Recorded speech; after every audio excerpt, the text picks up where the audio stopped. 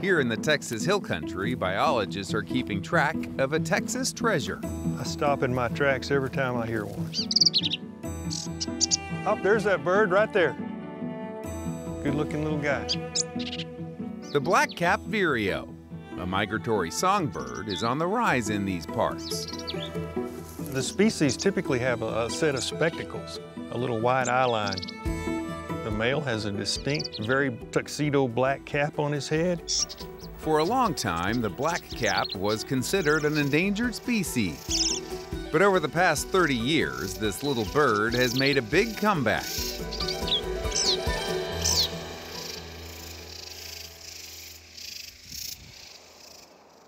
Black-capped vireos winter on the Pacific coast in Mexico, but every spring they migrate to parts of Texas to build nests and raise their young. Healthy nesting habitat is very much required for the vireo's sustainability. Here at the Kerr Wildlife Management Area, vireos can find plenty of prime nesting sites thanks to decades of conservation work. Yeah, they really like these low shrubs with spaces in between. They can fly in around and catch insects. What great habitat. So this is typical hill country vireo nesting habitat. They like a fork in the tree in a horizontal position similar to this. They'll start building their nest here out of spider webs. Historically, vireos thrived in the scattered shrubs and open grassland that stretched across central Texas. But with European settlement, things changed. What was happening here in the hill country, cattle grazing, sheep and goat production, sometimes the populations of those livestock weren't kept in check. They just ate the homes out from under the vireo. The suppression of fire also prevented the rejuvenation of low-growing brush that they prefer for nesting. And a booming deer population put more stress on the overgrazed landscape. Habitat loss devastated vireo populations, and in 1987, biologists put the vireo on the endangered species list.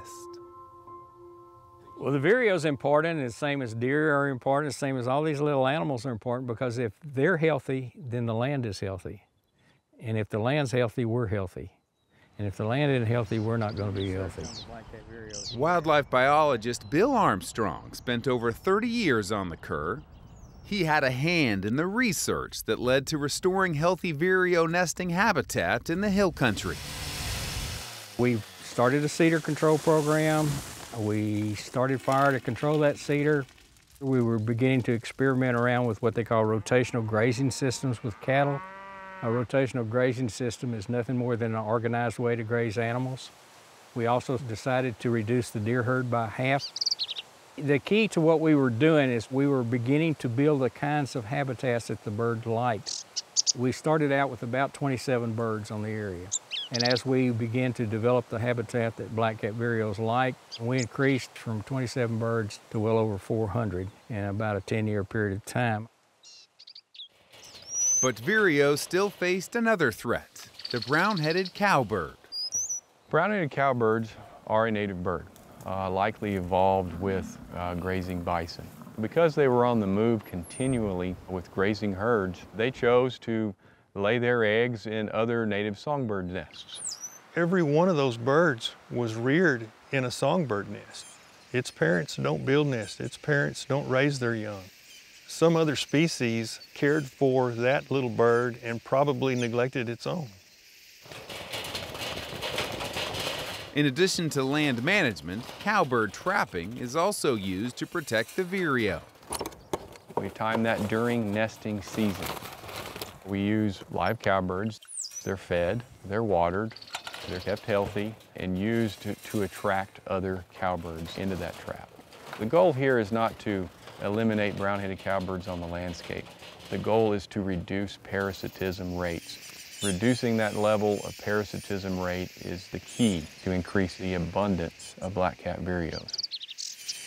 In 2018, all this hard work paid off. Black-capped vireos were delisted April 2018.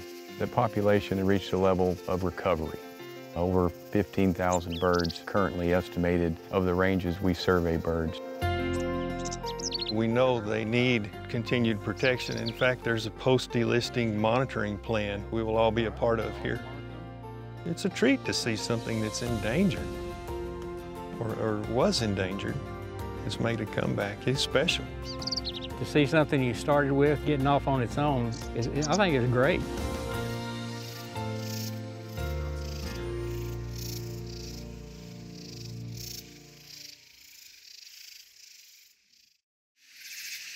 This project was funded in part by a grant from the Wildlife Restoration Program.